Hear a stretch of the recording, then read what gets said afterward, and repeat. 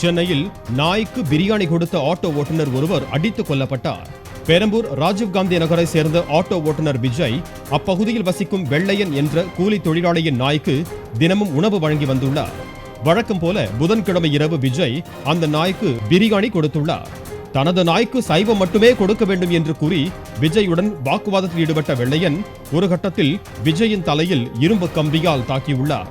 தகவல் அறிந்து வந்த ICF மற்றும் ஓட்டேரி போலீசார் இந்த பகுதி தங்கள் எல்லையில் வராது என்று கூறி வழக்கு பதிவு செய்யாமல் நேரம் கடத்தியதாக கூறப்படுகிறது.